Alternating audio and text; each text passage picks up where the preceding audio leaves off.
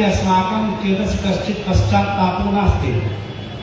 एते तावत् मत्पार्श्वे विद्यमानाः वृद्धाः सन्ति, एभिः अपि यदि उत्तम वार्धक्यतया अथवा अनवधानतया अथवा श्रीमते अनुरुद्धाय आशीर्वादं प्रेक्षमाणाः यदुक्तमेभिः तत्सर्वम् अस्माभिः शोभम्।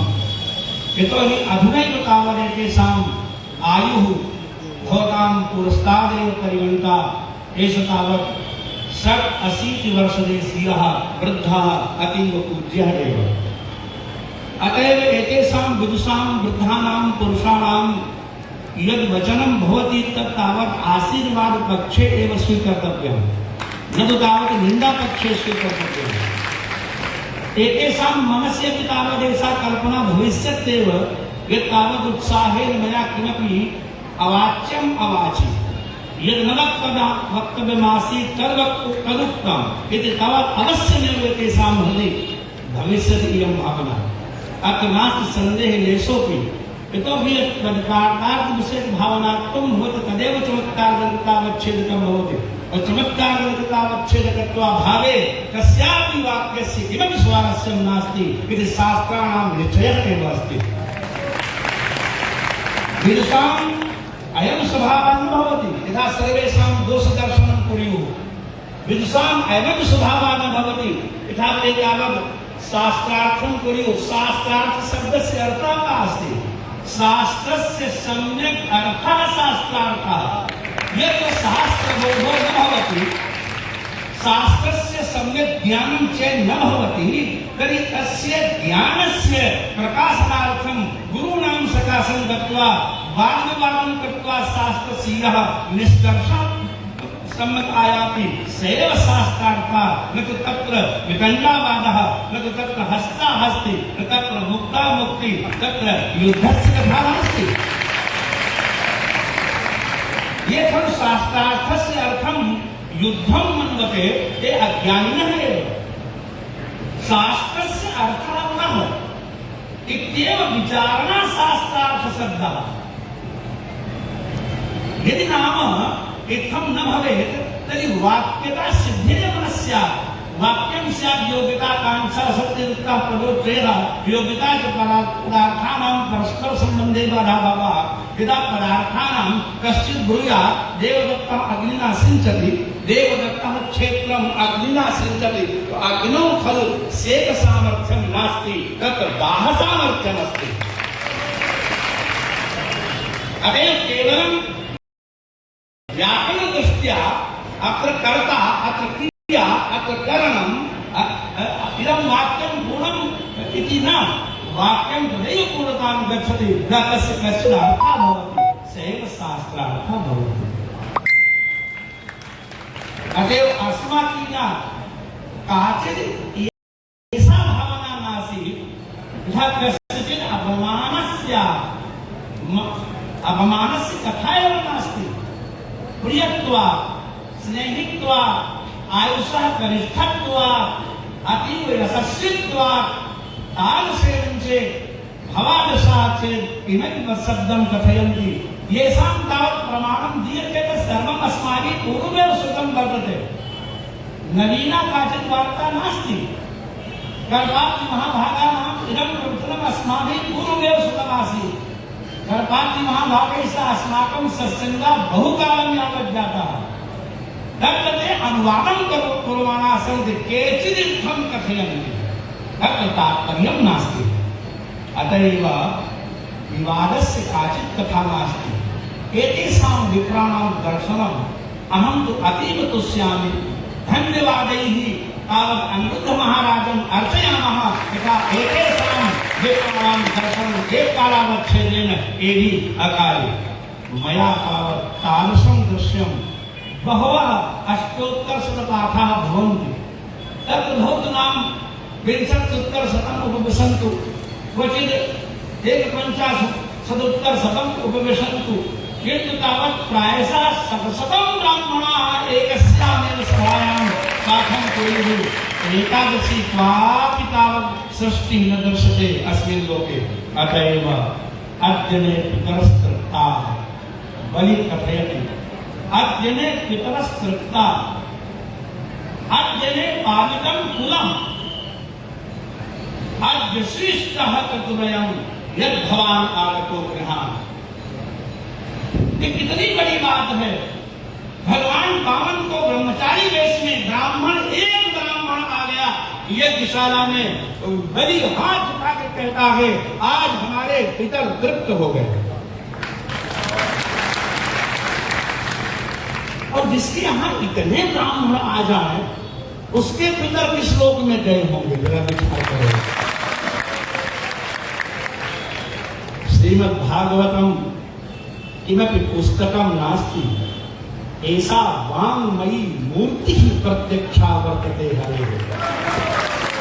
इदं पुस्तकम नास्ति लौही दारुमयी शैली लेख्या लेख्या ससैकिति मनोमयी मणिमयी प्रतिमा अष्टविधा स्मृता श्रीमद् भागवतस्यैव एकादशस्कन्धे प्रतिमा नाम तावत् प्रमाणं विद्यते।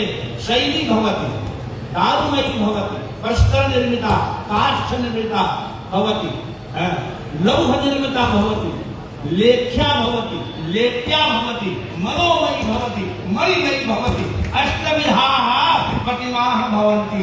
किन्तु श्रीमद् भागवतं किमपि नवमं तावद् रूपम् आस्थाय श्रीकृष्ण प्रतिमा रूपेण अभ्युपस्थितम्।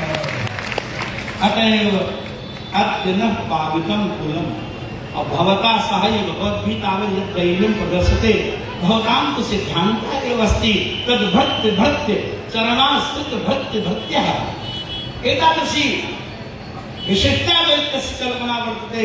यथा अहं कः तस्य यः भक्त्यः और तस्य यः भक्त्यः और तस्यापि यः भक्त्यः और तस्य यः चरणाश्रितः और तस्य यः भक्त्यः तस्य अहं भक्त्यः। तद् भक्ति भक्ति चरणाश्रित भक्ति भक्त्यः तस्य भक्त्यस्य यः भक्त्यः और तम यह आश्रितः सोऽपि भक्त्यः तस्य यः भक्त्यः सेवका अहं तस्य भक्ता भक्त्यः। एतादृशं दैन्यं कुत्रापि दृश्यते। दैन्यं केवलं भगवतः सम्मुखमेव कर्तव्यम्। ब्राह्मणों को दैन्य केवल भगवान के सामने और गुरु के सामने करना चाहिए। ब्राह्मण स्वमेव ब्राह्मणो भंगते स्वं बस्ते स्वं ददाति च। नक्सनंदन सनातन सतकुमार चतुर्थस्कंद में स्पष्ट दादा प्रभु से कहते हैं कि ब्राह्मण स्वं भुगते, ब्राह्मण स्वं बस्ते, बस्ते माने पहनता है, ब्राह्मण स्वं ददाति। इसलिए सैनापत्यम च राज्यम च, सेनापत्य हो राज्य हो दंड नेतृत्व में सर्वलोकाधिपत्यम च वेद शास्त्र विदर्हति। वेद शास्त्र को जानने वाला ही सब कुछ जानता है। इसलिए जब ब्राह्मण दर्शन दे, मैं कभी अनुष्ठान भी कोई कहता है यजमान करा दीजिए गुरुजी, मैं नहीं करता, कराता हूं। मैं उससे एक बात कहता हूं कि आपके अनुष्ठान में ब्राह्मण केवल आशीर्वाद दे दे, वो जब करे या न करे, पाठ करे या न करे, आपका कल्याण हो ही जाएगा। और ये मैं केवल श्रद्धावश नहीं कह रहा। हमारे एक विद्यार्थी वाराणसी में रहते हैं, क्योंकि इस दास ने 37 वर्ष तक महाविद्यालय में कभी प्राचार्य कभी प्रोफेसर के रूप में काम किया। भारतवर्ष का शायद ही ऐसा कोई विद्वान हो जो साक्षात परिचित न हो। तो उस विद्यार्थी ने कहा गुरुजी, मैंने ब्राह्मणों का चमत्कार देखा है। तो कथा आप लोग सुन लीजिए। क्या चमत्कार? बोले एक कलकत्ता में सेठ जी रहते हैं, रहते थे नहीं, रहते हैं, और उनके विवाह को 20 वर्ष हो गए। कितने? और कोई संतान नहीं हुई। उन्होंने कहा कि तुम काशी में जाकर के श्रेष्ठ ब्राह्मणों से ये अनुष्ठान कराओ, तुम्हारे अवश्य संतान होगी। तो उन्होंने ब्राह्मण चुने, एक मुनीम लगा दिया बढ़िया, जैसे यहाँ आप लोगों काजू खूब मिलता है न खाने को, बादाम भी मिलता है, लेकिन हमको अभी तक नहीं भिजवाया। ये बात है। तो खूब काजू बादाम, खूब दूध, खूब मिठाई, और मुनि जी से कहा कि ब्राह्मणों की व्यवस्था करना और उसके बाद दक्षिणा जो है हम देने के दिन आ जाएंगे और तुम देखते रहना। तो ब्राह्मण 25 का अभी इनके ऊपर कोई ऋषित्व लोग तो थोड़ा 5 करें, फिर आपस में बातें करने लग जाए, हंसी मस्करी करने लग जाए। तो जजमान को था नहीं, समझे, कुछ कहानी कहने लग जाए, कुछ वहीं लौट जाए। और मुनीम से ये बात देकर तो मुनीम ने फोन किया कि महाराज ब्राह्मण लोग पाठ वाठ कुछ करते नहीं है। बोले खाली पाठ ही नहीं करते कि पूरी बात तुम देखे हो? बोले एक बात देखा। बोले क्या? बोले जब आरती करते हैं तो कहते हे भगवान भोलेनाथ, हे शिव, हे भयंकर भयंकर शंकर, हे देवों के देव, हे महादेव, हम जैसा पाठ कर रहे हैं आपसे कुछ छिपा हुआ, आप ब्राह्मण के ऊपर क्या करते हैं तो हमारे यजमान को पुत्र अवश्य दे देना। ये सच्ची घटना है। और 10वें महीने में उसके पुत्र रत्न पैदा हुआ, बिना दवाई, बिना पाठ, एवं ब्राह्मणों के आशीर्वाद मात्र से। ऐसा नहीं है कि ब्राह्मण प्रसन्न होकर के किसी को आशीर्वाद दे दे और उसका कल्याण न हो जाए। किसी ब्राह्मण का दिल नहीं दुखना चाहिए। सबसे बड़ी बात यह है कि समस्त ब्राह्मणों का हृदय से आशीर्वाद मिले, आपका वो भला मन से चाह जाए। भगवान की औकात नहीं है कि वो आपका भला न करे, क्योंकि भागवत कहती है सर्वदेवमयो विप्रह और सर्वदेवमयो हम। ब्राह्मण तो वेद से बना है और हम देवताओं से बने हैं। वेद और देव दोनों में स्वर व्यंजन एक जैसे। इसलिए समस्त शास्त्रों का अर्थ इतना ही है कि प्रेम होना चाहिए। विवाद में, द्वेष में कुछ भी फल निकलने वाला नहीं है। किसी को नहीं निकला, आज तक नहीं निकला। इसलिए मैं आपके विनम्रता से, आपके स्नेह से, और मैं ही नहीं, कोई भी ऐसा ब्राह्मण नहीं है जो आपके मन से जय जयकार न करता। मैं, हमारे तिवारी जी हमारे पास रहते हैं, ये रोज हमारे पास आजकल एकादशी स्कंद चल रहा है, 1 घंटा बैठते हैं। एक भी दिन ऐसा नहीं होता जिस दिन अनायास आपकी स्तुति न करते हैं।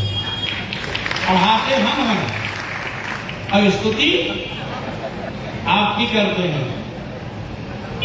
इसके बदले में आपको दक्षिणा देनी पड़ेगी। स्तुति तो आपकी होगी, हमारी तो हो नहीं है। हमसे थोड़े कहते हैं गुरु जी आप अच्छा पढ़ा रहे। हाँ, कहते हैं ये जो ब्राह्मण है जो संपर्क में, वो सब हमको जाके बताते हैं। जब बताते हैं तो पेट भर जाता है, तो बिना उगले नहीं कह पाते है। तो मैं समस्त ब्राह्मणों के पावन चरणों में आचार्य जी की शुभाकांक्षा करते हुए, और हमारे आचार्य व्यासनंदन जी हैं, करपाती जी के बहुत प्रेमास्पद हैं ये। अब तो नहीं महाराज की रहे।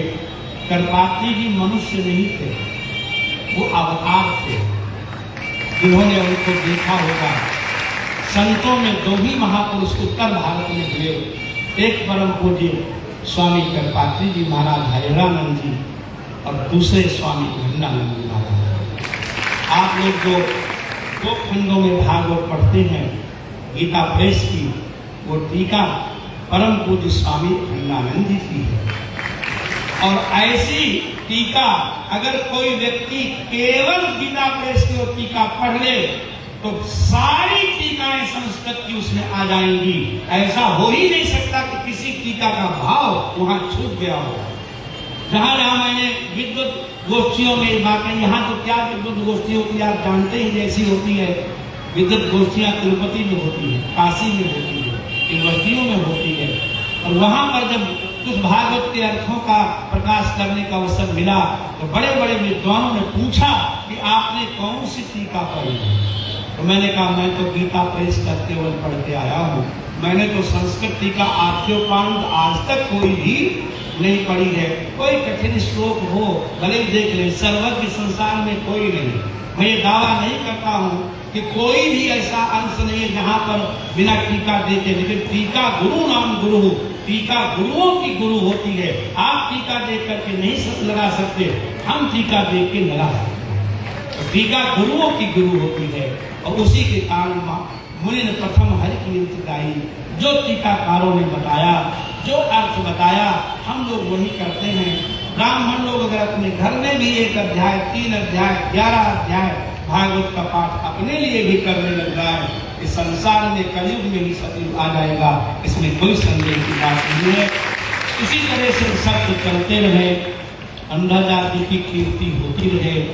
आप लोगों को खूब देखिए, एक बात सुनो, दुनिया में ऐसा कोई पेशा नहीं है जो जगत का कल्याण चाहता हो। हमारे एक मित्र है डॉक्टर, 2-3 साल पहले की बात, मैंने कहा डॉक्टर साहब ठीक हो ना? बोले कहाँ ठीक है? बोले क्या हो गया? बोले सीजन चौपट हो गया, मलेरिया तो चले ही नहीं। डॉक्टर चाहता है कि तुम बीमार पड़ो, चाहता है कि नहीं बोलो? वकील चाहता है तुम झगड़े में पड़ो। केवल ब्राह्मण चाहता है कि आपका कल्याण हो, आपकी जय हो, ताकि पाप चलता रहे और काजू बादाम चलता रहे। ब्राह्मण के अतिरिक्त कोई अपने यजमान का कल्याण नहीं चाहता। सारे पेशे वाले, बिजली वाला चाहता है आपका पंखा टूट जाए, बोलो चाहता है कि नहीं? वही चाहता है कि आपका सोफा टूट जाए, समझे? नहीं चाहता है कि आप गंजे हो जाओ, हम नकली बाल लगाएंगे। केवल ब्राह्मण है वो चाहता है कि आपका कल्याण हो, आपका मंगल हो, आपकी जय हो, आप लड़के बच्चों से भरे पूरे रहें, रोज यज्ञ होते रहें। जो भी यजमान वृंदावन धाम में पाठ करवा रहे हैं। एक और बात, हम तो झगड़े की ही बात करते हैं, एक और कर ले और वही करके बंद करें। प्रहलाद जी से नृसिंह भगवान ने कहा, व्यास नंदन जी बैठे हैं इसलिए इनको भी हम पूछेंगे। बहुत से लोग कहते हैं कि तिसत पिता पूतः पितृविस्सहते नभः यस्साधोस्य कुले जातो भवान वै कृपावनः। तो कुछ लोग अर्थ करते हैं कि त्रिसप्तभी, 3 को 7 से गुणा करो कितने होंगे? 21। तो 10 ऊपर की, 10 नीचे की और 1 आप की। आप लोगों ने यार कभी सुना है क्या? लेकिन मैं पूछता हूं, ऊपर 7 पीढ़ी है कहां? पहली पीढ़ी में है हिरण्यकश्यप, हिरण्यकश्यप के बाप कश्यप और कश्यप के बाप मरीचि, 3 ही पीढ़ी के ऊपर है। फिर तो ब्रह्मा जी हैं, ब्रह्मा के पुत्र मरीचि, मरीचि के पुत्र कश्यप और कश्यप के पुत्र हिरण्यकश्यप, तो 7 ऊपर कहां से आए? इसे त्रिसप्तमी का अर्थ है ऊपर की 3 और आगे की 7। त्रिसप्तभी पिता पूतः पितृविस्सहते नभः यस्साधोस्य कुले जातो भवान वै कृपावनः। ये अर्थ स्वारसिक है। अब उस पर टीकाकार कोई कहे कि नहीं 3 ऊपर 7 ऊपर की 7 नीचे की, हम दोनों मानेंगे। हम स्वयं टीकाकार बनना चाहते हैं, हम कैसे मान लेंगे? सब बात नहीं, क्योंकि आप बताइए 7 ऊपर की कौन? ऊपर 7 भी नहीं। प्रहलाद के बाप कौन? हिरण्यकश्यप बाप कौन है? कश्यप। कश्यप के बाप कौन है? मरीचि। और मरीचि के बाप तो साक्षात ब्रह्मा जी है, वो तो बहुत देव में आते हैं। 3 ही पीढ़ियां मुक्त होंगी ऊपर की और 7 पीढ़ी नीचे की। जरा सोचो, जिन यजमानों ने यहाँ पाठ रखा है, अभी हम तर्पण करके अम्बा जी में आए हैं, हमारे आचार्य ने किया पिता, पितामह और वृद्ध पितामह और प्रपितामह। पिता, पिता के बाद पितामह, प्रपितामह और वृद्ध प्रपितामह, मैंने 3 ऊपर जाते हैं। तर्पण आदमी नाम इसे माता, माता मह, वृद्ध माता मह और प्रमाता मह, 3 ही गिने जाते हैं। 3 जिन यजमानों के पास श्राद्ध पक्ष में या कभी भी यहां रखे गए हैं, उनकी पीढ़ियों के तरने में कोई संदेह नहीं।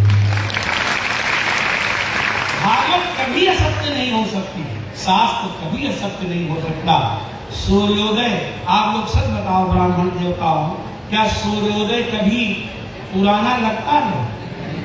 जब सूर्योदय होता है, सूर्य निकल आया, मानो पहली बार देखा हो। 5 चीजें कभी पुरानी नहीं पड़ती। आपकी पत्नी भी है कि नहीं? आपकी?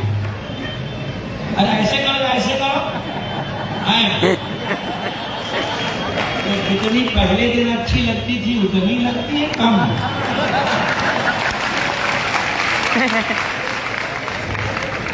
जब आदित्य से उदयस्तात राम दूरम भारत, दिने दिने 5 चीजें कभी पुरानी नहीं पड़ती। सूर्योदय कभी पुराना नहीं पड़ता। जो लोग 5 फिर अभ्यास नहीं होगा, लेकिन जिसको अभ्यास है हर चीज से मन भर जाएगा, लेकिन गुटखा पान से कभी मन हमेशा नया लगता है। अरे कोई तो गवाही दे दो। हमेशा तो भगवान का सूर्य का उदय, पान का बीड़ा, भगवान की कथा, अनुकूल मित्र और प्रिय पंडिताइन व्यास नूतनानि दिने दिने, ये प्रतिदिन नए रहते हैं। इसलिए भागवत कथा कभी पुरानी नहीं हो सकती। भूरी भूरी हृदय से मैं बहुत बहुत धन्यवाद करता हूँ। आशीर्वाद में क्या दूं, हम कोई तपस्वी तो हूँ नहीं। आशीर्वाद तो तपस्वी दें, व्यासनंदन जी दें, आचार्य जी दें। हम तो ऐसे रास्ते चलते वहीं बैठ गए। जीवन अब कट गया है, इनसे केवल 15 साल छोटे हैं। बोलो राधे राधे। इसलिए चल जाएगा।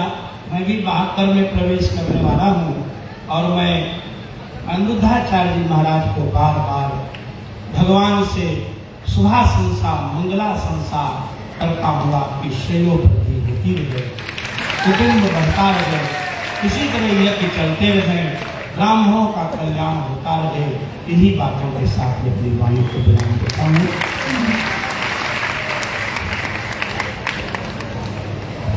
अब दिव्य वाणी हमने गुरु जी की श्रवण की, जो अत्यधिक गूढ़ थी और ज्ञान से भरी हुई थी। अब गुरु जी की वाणी श्रवण करेंगे।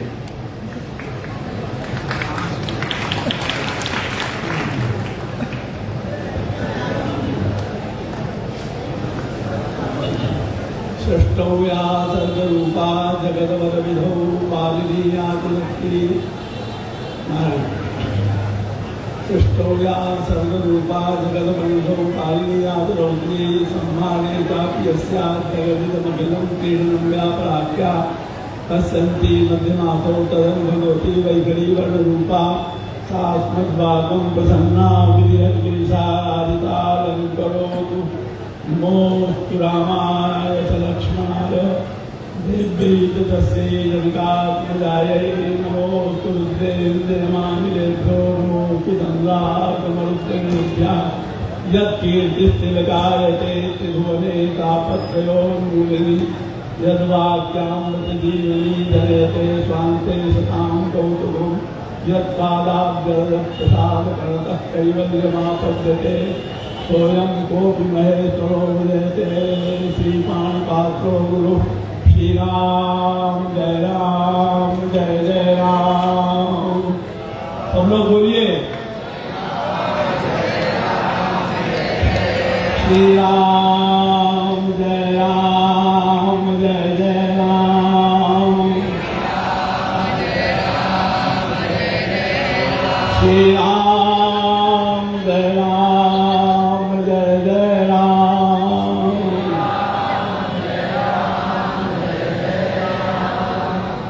कलौ भागवतम शास्त्रम श्रीमद्भागवतम शास्त्रम कलौ कीरेण भाषितम।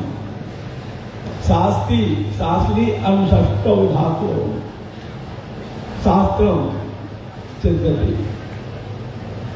श्रीमद्भागवतम शास्त्रम तत्र किम लिखितम। महात्म्य कर्णेन गोकर्ण कथाक्षरो यही पीतस्य ते गर्भगतानुभूया। येन कर्णेन श्रीमद्भागवत शास्त्रस्य गोकर्ण महाराज मुखेन श्रुतम एकमपि अक्षरम सोऽपि मुक्तो अभवत्। और शास्त्र से अर्थ तो देखो विप्रौघ अत्र जो है विप्रौघ दर्शनात् सद्य नश्यन्ति पापराशया बंधनान् मंगलावाप्ति अर्थात अच्युतम पदम। ये जो यजमान हैं और जो जिन लोगों ने यहाँ पर पोथी बैठाई है वो उनके प्रतिनिधि रूप में जो श्री हमारे अनिरुद्धाचार्य जी महाराज विराजमान है। तो ये जो इतना वो सब कर रहे हैं, एक बड़े विद्वान महात्मा थे 100 वर्ष से अधिक काशी में श्री नर्मदावासी जी महाराज। तो हम एक दिन उनके यहाँ भंडारा हो रहा था तो हमने सोचा बड़े खीर मिलेगी, बढ़िया बैठे रहो। हम जाने लगे, पहले चंडी स्वामी को होगा तब हम लोग उनको मिलेगा ना मिले, बैठाया उन्होंने और बड़ी सुंदर बात कही, विप्रो ब्राह्मण से मुखम क्षेत्रम निष्कर मकंटकम वापये तत्र बीजानी सात से सर्व कामिका। ब्राह्मण का जो मुख है वो क्षेत्र है और निष्कर मकंटकम माने निष्कर उसमें कोई कंटक नहीं और कोई जो है कूड़ा करकट नहीं। वापये तत्र बीजानी उसमें बीज वो कैसा बीज, टकोरा बाजार पूरी खस्ता कचौड़ी चुचेमा मोहन भोग रसदार रसगुल्ला ये सब डालो फिर क्या होगा। तो ब्राह्मण वो सर्व साकृषि सर्व कामिका, वो किसी समस्त कामनाओं को पूर्ण करती है। तो यहाँ विप्रोग दर्शनात् सद्य नश्यन्ति पापनाशया बंधनान् मंगलावाप्ति, और बंधन करने से ही मंगल की प्राप्ति हो जाती है। और अर्चनात् अच्युतम पदम अत्रिव वशिष्ठ च्यवन सरद्वान अरिष्ट नेम ध्रुवरंग्याश्च पहली पंक्ति में और द्वैपायनो भगवान नारद ये सब विद्वान आए थे। जब श्री सुखदेव जी महाराज कथा कहने के लिए उद्गत हुए, उसके सुखदेव भगवान के आने के पहले अत्रिव वशिष्ठ च्यवन सरद्वान अरिष्ट नेम ध्रुवरंग्याश्च और आखिरी पंक्ति में द्वैपायनो भगवान मैत्र उर्वक कवच कुंभयोनि द्वैपायनो भगवान नारदस्य ये सब आकर के इन्होंने क्या किया। और उस समय सुखरूप पदो जहाँ पर जो पूजन किया जाता है सुखदेव जी का व्यास का, उसको क्या कहा जाता है, सुखरूप प्रबोधक सर्वशास्त्र विशारद एतत् कथा प्रकाशेन मद ज्ञानम विनाशय। सुख शास्त्र क्या है, इसके द्वारा जो है हमारे अज्ञान को दूर करो। प्रतिभाषक धर्मज्ञो भगवान बादरायणी देवल से राजन से ब्रह्मण से स्वरूपा सर्वे विद्वान था। यहाँ जितने विद्वान हैं देवल से ब्रह्मण से राजन से स्वरूपा अत्र विशिष्ट स्वरूपा भगवत स्वरूपा, इसीलिए कहा गया स्वरूप प्रबोधक सर्वशास्त्र कथा प्रकाश न मत ज्ञानम विनाशय। और सुखदेव जी महाराज जब आए तो सुखदेव जी ने बड़ा सुंदर नमो नमस्ते पितराय शाश्वतम विदूर काष्ठाय मुक्तयोगिना निरस्त साम्यातिशयेन राजसा निरस्त साम्यातिशयेन राजसा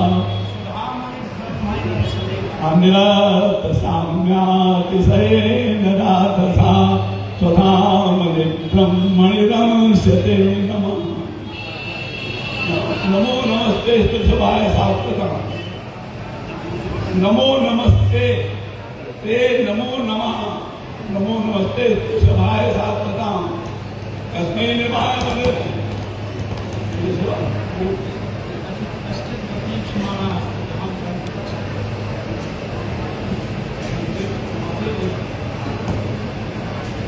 अतः तात्पर्यम यो वै अनंत गुणान अनंतान अनुक्रमिष्यन् सतबाल बुद्धि रजांसि भूमेण गते गणेत कथंचित कालेन नैवाचल सत्यधामना।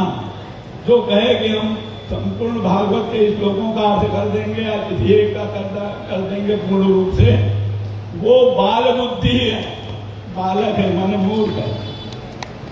रजांसि कोई जो है अखंड सारे भूमंडल के रजगुणों को आयु प्राप्त करके गिन सकता है, लेकिन भगवान के अनंत गुण गणों का वर्णन गणना उसकी गणना नहीं कर सकता।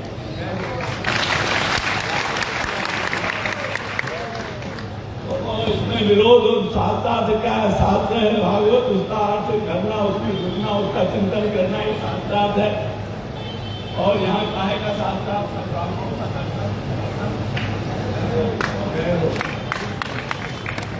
दर्शन हो गए आप लोगों के, और जिन लोगों ने आपको वर्णन किया है भागवत पद को बिठाई है, उनका भी कुछ कर जाएगा। और आप लोग तो सबके चरणों में वंदन करते हैं कि अधिकम और श्रोतव्यम। धन्यवाद गुरु जी के पावन चरणों में दास का बारंबार नमन। अब आप सभी आगे की प्रक्रिया होगी, गुरु चरणों में बारंबार नमन। धन्यवाद गुरु जी, आपने अनमोल समय दिया, इसके लिए हम आपके सदा ऋणी रहेंगे। आपका अनमोल